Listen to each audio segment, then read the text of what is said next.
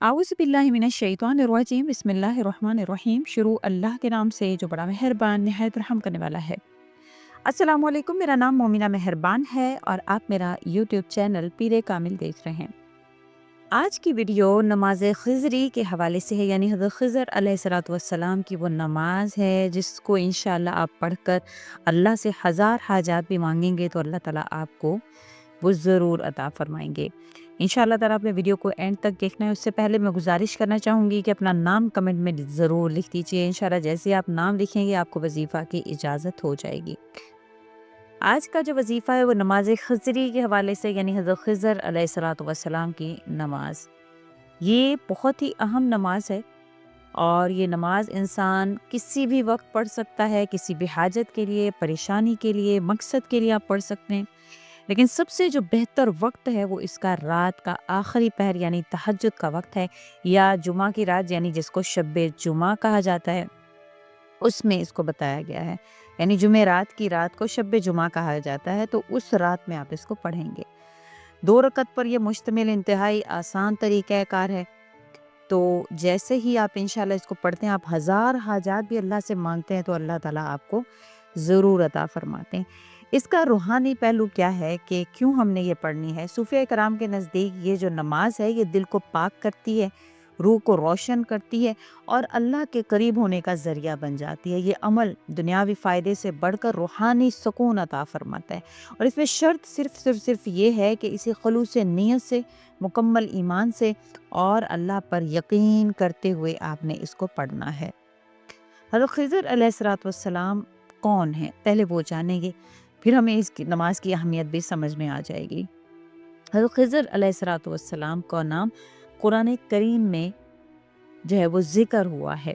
हज़रत खिज़र का ज़िक्र उन हस्तियों में है जिनका तज़किरा कुरान करीम में इशारतन है, मगर नाम सराहत के साथ नहीं है। उनकी शख्सियत हमेशा से एक रूहानी विलायत, मार्फत और इल्म इलाही की अलामत मानी गई है। कुरान पाक में आपका नाम ज़िक्र नहीं है, मगर मुफस्सिरीन और सूफ़े कराम के मुताबिक आपका नाम अल-खिज़र यानी कि खिज़र है। खिज़र का मतलब है सब्ज़ा ज़ार वाला, यानी वो शख्सियत जहाँ कदम रखे ज़मीन सब्ज़ हो जाए। अब आपका नसब के हवाले से कहा जाता है, मुख्तलिफ अक़वाल हैं इसके बारे में। आप हज़रत साम बिन नूह की नस्ल से हैं और बाज़ कहते हैं कि हज़रत आदम अलैहिस्सलाम की औलाद में से हैं। कुछ रिवायात के मुताबिक आपका नाम एलिया था और खिज़र आपका लक़ब था। हज़रत खिज़र का वाक़या जो मुकम्मल तौर पर सूरह कहफ की आयत नंबर 60 से लेकर 82 आयत तक तफसील से बयान हुआ है। अल्लाह ताला फरमाते हैं मूसा अलैहिस्सलाम को हुक्म दिया गया कि वो एक ऐसे बंदे से मिलें जिसे इल्म मिन लदुन का यानी कि मिन लदुन्ना यानी ख़ास इल्म लदुनी हासिल था।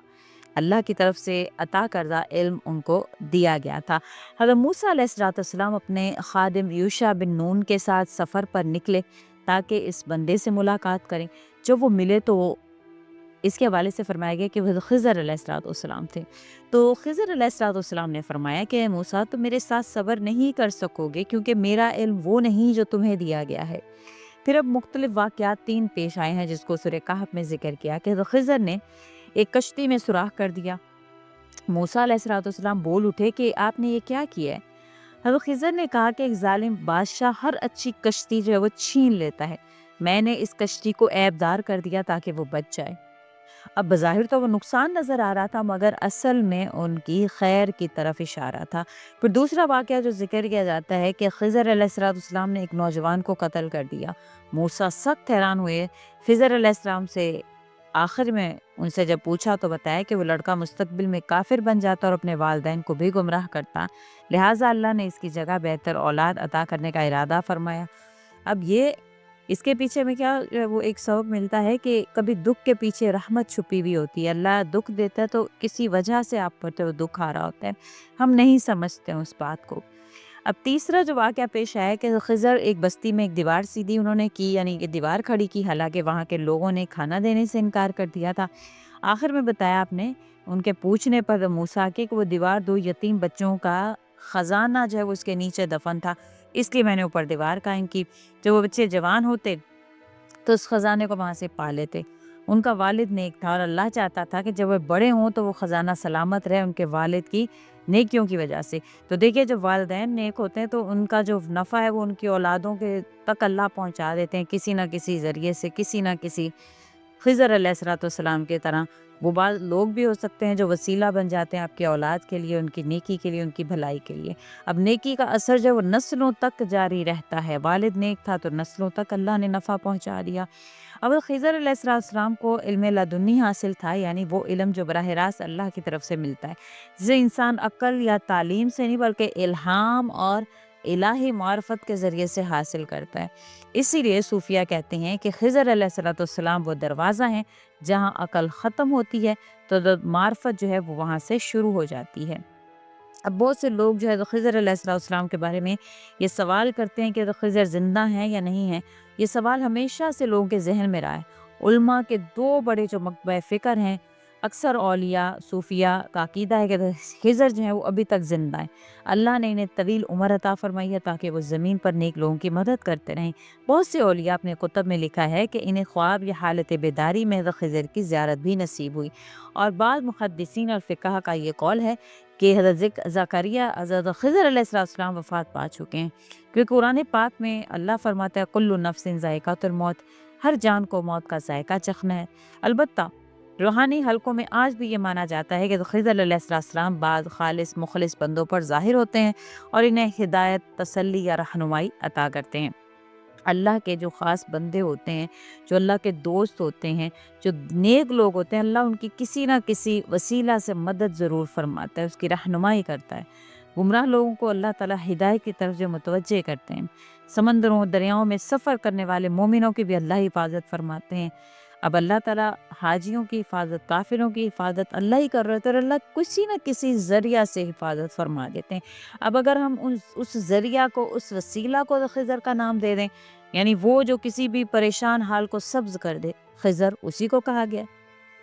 تو اب جو نماز خضری کے حوالے سے جو حضرت خضر علیہ السلام کی طرف جو نسبت کی گئی ہے، جو کہ ایک روحانی جو ہے وہ نسبت کی گئی ہے، تو اس کو بعض لوگ دعائے خضر یا وظیفہ خضر بھی پڑھتے ہیں۔ کچھ اولیاء جو اپنے مریدوں کو بھی اس کی تلقین کرتے تھے کہ اگر کوئی مشکل وقت پیش آئے تو حضرت خضر علیہ السلام کی جو عبادت، جو انہوں نے نماز ہے، اس کے ذریعے سے اللہ سے مدد مانگو تو اللہ سے ہزاروں حاجات بھی مانگو تو اللہ وہ دے دیتے ہیں۔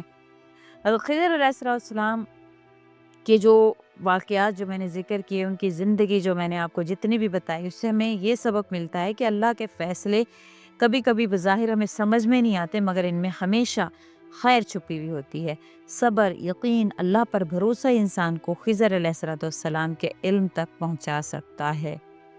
حضرت خضر علیہ السلام کا حضرت موسیٰ سے ملنا اور یہ تمام تر جو چیزیں جو ان کے ساتھ پیش آئیں، وہ اسی طرف اشارہ کرتی ہیں کہ اللہ نے ان کو ایک علم لدنی دیا ہوا تھا، تو جب ان کا بتایا ہوا اگر کوئی وظیفہ کرے گا تو اس کی مشکلات، اس کی پریشانیاں بھی انشاءاللہ حل ہوں گی۔ کئی مفسرین جن میں امام رازی رحمۃ اللہ علیہ، امام طبرانی اور ابن کثیر شامل ہیں، فرماتے ہیں کہ خضر ذوالقرنین کے لشکر میں شامل تھے۔ جب حضرت ذوالقرنین علیہ السلام مشرق اور مغرب کا سفر کر رہے تھے تو خضر ان کے مشیر اور رہبر تھے۔ ایک مقام پر یہ بھی ذکر کیا گیا ہے کہ حضرت خضر علیہ السلام نے پانی یعنی کہ آب حیات پیا، اسی وجہ سے اللہ نے انہیں طویل زندگی عطا فرمائی ہے۔ یہ واقعہ تصوف کی کتابوں میں ملتا ہے، آب حیات والا۔ ذوالقرنین علیہ السلام نے آب حیات کی تلاش کرنے کا جب ارادہ کیا، سفر شروع کیا، تو آپ جو تھے ان کے مشیر تھے۔ یہ وہ پانی ہے جسے پینے والا قیامت تک زندہ رہتا ہے۔ حضرت خضر کو ان کے ساتھ بھیجا گیا تھا۔ اللہ کے حکم سے خضر ایک اندھیری وادی میں داخل ہوئے جہاں ایک چشمہ بہہ رہا تھا۔ انہوں نے وضو کے لیے ہاتھ دھوئے تو پانی کی بوندیں زمین پر گریں اور وہ سبز ہو گئیں۔ پھر جب انہوں نے وہ پانی پیا تو ان پر موت جو ہے وہ ان پر اللہ نے موت کو روک دیا۔ بعض روایات تصوف کی کتابوں میں ملتا ہے، اور بہت سے اولیاء اکرام، صوفیاء اکرام یہ مانتے ہیں خضر آج بھی زندہ ہیں اور دنیا میں گھومتے ہیں، اور بعض کا یہ بھی ہے کہ ان کی ملاقات بھی ہوئی ہے ان سے۔ تو بے شک بہت سے لوگ جو مانتے ہیں ان کی روایات کے مطابق حضرت خضر زندہ ہیں، نہیں ہیں، واللہ عالم، اللہ ہی جانتے ہیں۔ حضرت علی رضی اللہ تعالیٰ عنہ کی ایک روایت ذکر کی جاتی ہے کہ جب وہ غزوہ صفین کے موقع پر پریشان ہوئے تو ایک سبز پوش شخص کہتے ہیں کہ میرے پاس ہے، فرمایا علی حق تمہارے ساتھ ہے، صبر کرو۔ جب میں نے مڑ کر دیکھا تو وہ غائب تھے۔ لوگوں نے بتایا کہ وہ خضر علیہ الصلوۃ والسلام تھے۔ اسی طرح شیخ عبد القادر جیلانی رحمۃ اللہ علیہ کے حوالے سے ان کی کتاب ہے الفتح الربانی، اس میں فرمایا گیا ہے کہ جب بھی وہ کہتے کہ جب میں جوان تھا کہ ایک رات بغداد کے کنارے ایک سبز پوش بزرگ سے ملاقات ہوئی۔ انہوں نے فرمایا عبد القادر، اللہ کے راستے پر ثابت قدم رہو، تمہیں ولایت کاملہ عطا کی جائے گی۔ بعد میں خواب میں معلوم ہوا کہ وہ خضر علیہ الصلوۃ والسلام تھے۔ اس طرح بیشتر جو ولی اللہ ہیں ان کی جو مختلف کتب ہے ان میں ملتا ہے کہ انہوں نے حضرت خضر سے ملاقات کی۔ تو ان کی یہ تو ان کی اسی وجہ سے بیان کیا کہ ان کے بتائے ہوا عمل انشاءاللہ آپ کو ضرور فائدہ دے گا۔ آپ نے کیا کرنا ہے، بہت آسان وقت میں نے آپ کو ذکر کر دیا ہے۔ بہتر وقت جو ہے وہ رات کا ہے، یعنی کہ تہجد کا ہے، اور شب جمعہ میں آپ اس کو، یعنی جمعہ کی رات ہوتی ہے، اس میں آپ اس کو کر سکتے ہیں۔ اب طریقہ نماز کیا ہے کہ جب 2 رکعت آپ نے پڑھنے ہیں نماز حاجت، حضرت خضر علیہ الصلوۃ والسلام کے بتائے ہوئے اللہ تعالیٰ کی رضا کے لیے پڑھنے ہیں اور اللہ سے مدد طلب کرنے کے لیے پڑھنے ہیں۔ آپ نے پہلی رکعت میں جب آپ کھڑے ہوں گے سورۃ الفاتحہ کے بعد سورہ اخلاص آپ نے پڑھنی ہے، قل هو اللہ احد 11 مرتبہ، پھر آپ رکوع اور سجدہ کریں گے۔ پھر آپ دوسری رکعت کے لیے کھڑے ہو جائیں گے، دوسری رکعت میں سورۃ الفاتحہ پڑھیں گے، پھر آپ نے سورۃ الکافرون قل یا ایھا الکافرون 11 مرتبہ پڑھنی ہے، پھر آپ نے سلام پھیر لینا ہے اور وہیں پر آپ نے بیٹھ جانا ہے۔ اب اس سلام پھیرنے کے بعد اگلا عمل جو ہے وہ آپ نے، اگلا جو وظیفہ ہے وہ اس طرح سے کرنا ہے کہ نماز کے بعد آپ نے درود ابراہیمی 100 مرتبہ پڑھنا ہے، یعنی ایک تسبیح درود ابراہیمی جو بڑے والا درود شریف ہے جو ہم نماز میں پڑھتے ہیں وہ آپ نے پڑھنا ہے۔ اس کے بعد آپ نے یہ تسبیح پڑھنی ہے 1000 مرتبہ، یعنی سبحان اللہ والحمد للہ ولا الہ الا اللہ واللہ اکبر، یہ تسبیح آپ نے 1000 مرتبہ پڑھنی ہے۔ پھر دل میں آپ نے اپنی حاجتیں ایک ایک کر کے اللہ سے مانگنی ہے۔ کہا جاتا ہے کہ اگر کوئی شخص خلوص سے دل سے مانگے تو اللہ تعالیٰ اس کی ہر حاجت کو پورا فرما دیتے ہیں، چاہے وہ 1000 حاجات ہی کیوں نہ ہوں، اللہ تعالیٰ ضرور پورا فرماتے ہیں۔ بے شک اللہ کریم ہی وہ ذات ہیں، جب اللہ راضی ہو اور آپ کی زندگی میں جتنے امتحانات ہوں لیکن اللہ کی یاد اگر آپ کر رہے ہیں تو انشاءاللہ اللہ آپ کو ضائع نہیں فرماتے۔ ہر دکھ کے پیچھے اللہ تعالیٰ نے آپ کے لیے جو انعامات رکھے وہ اللہ ظاہر فرما دیتے ہیں۔ تو اللہ کے فرشتے آپ کے لیے لکھتے ہیں اور اللہ تعالیٰ جو ہے وہ ہر مشکل کے ساتھ آپ کے لیے آسانیاں بھیجنا شروع کر دیتے ہیں۔ اللہ آپ سے راضی ہو جاتے ہیں، چاہے آپ کے خلاف ہی حالات کیوں نہ ہوں، لیکن جب اللہ آپ سے راضی ہیں تو انشاءاللہ وہ حالات بھی آپ کے لیے جو ہے وہ آزمائش نہیں بنتے بلکہ اللہ کے قرب کا ذریعہ بن جاتے ہیں۔ تو آپ نے اس کو ضرور جو ہے وہ عمل کو کرنا ہے، یقین کے ساتھ کرنا ہے۔ بڑا ہی آسان سا عمل ہے، نماز خضری ہے۔ اللہ کریم آپ پر مہربان ہوں، آپ کی حاجات کو پورا فرمائیں۔ اسی کے ساتھ اجازت چاہوں گی، وآخر الدعوانا ان الحمد للہ رب العالمین۔ اللہ حافظ۔